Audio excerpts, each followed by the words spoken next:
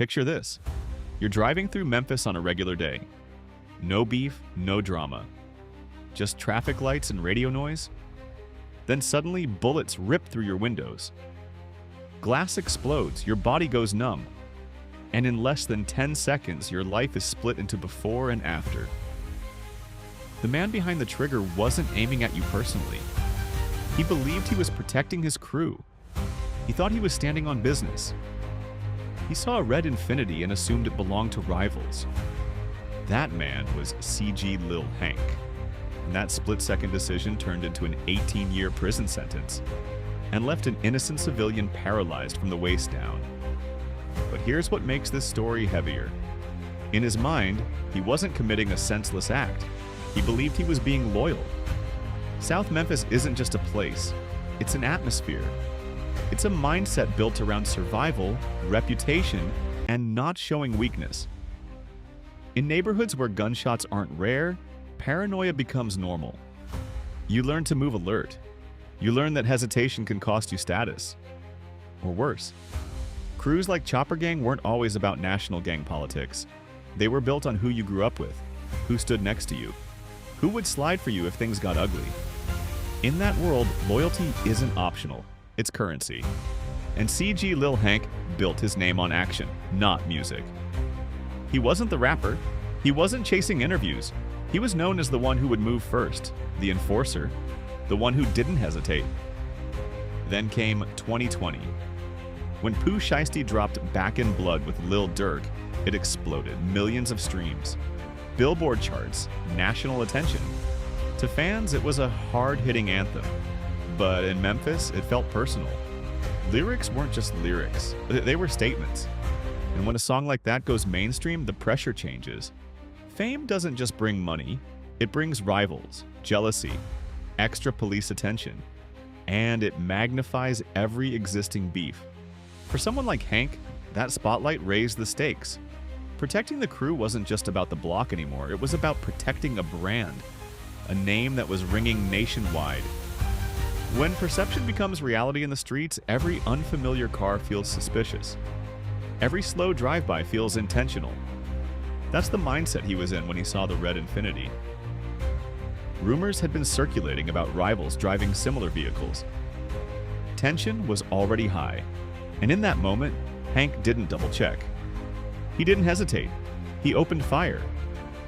The driver inside wasn't a rival. He wasn't affiliated. He wasn't involved in any North versus South tension. He was just a civilian. The bullets left him permanently paralyzed from the waist down. Doctors later confirmed the spinal damage would never heal. Walking, running, living independently, gone in seconds. Hank tried to flee, but panic doesn't mix well with adrenaline. He crashed into a pole. Witnesses had already called police. Shell casings, damaged car, injured victim, immediate arrest. There was no dramatic manhunt, no weeks on the run, just instant consequences.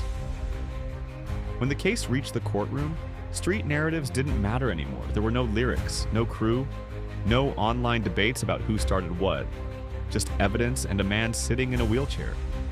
Prosecutors laid it out clearly. Multiple shots fired, no exchange of gunfire, no self-defense. Just a mistaken assumption followed by violence. Doctors described the victim's condition in detail. Lifelong medical care, rehabilitation, daily assistance. Spinal cord injuries can cost millions over a lifetime, but the financial cost isn't even the heaviest part. Depression rates skyrocket for people who experience sudden paralysis. Families have to rebuild their entire routine around one afternoon of chaos. When sentencing came down, it was 18 years. 18 birthdays, 18 holidays, nearly 2 decades behind bars. And here's where the contrast hits hard.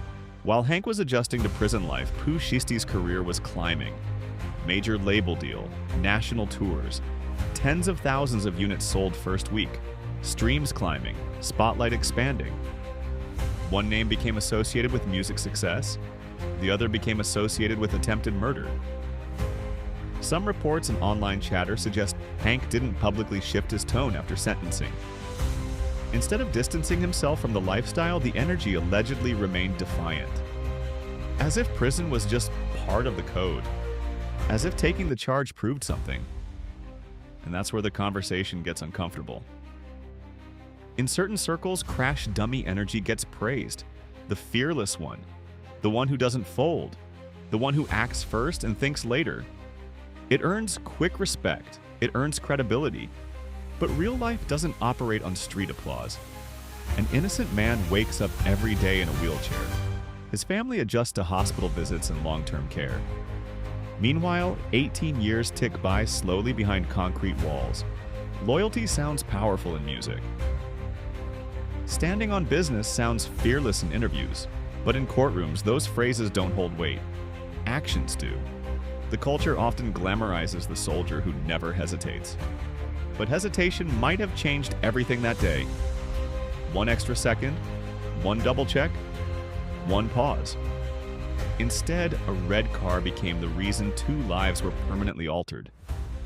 This story isn't just about one man or one crew. It's about how quickly perception can turn into irreversible damage. It's about how paranoia mixed with ego can masquerade as loyalty. And it's about the illusion that reacting fast always equals strength. Because when the smoke clears, respect doesn't shorten prison sentences. And it doesn't restore mobility to someone who can't walk anymore. So the real question isn't whether CG Lil Hank was loyal. The real question is whether loyalty without judgment is just another word for self-destruction. And once everything is taken away, that's a long time to sit with one decision that lasted less than 10 seconds.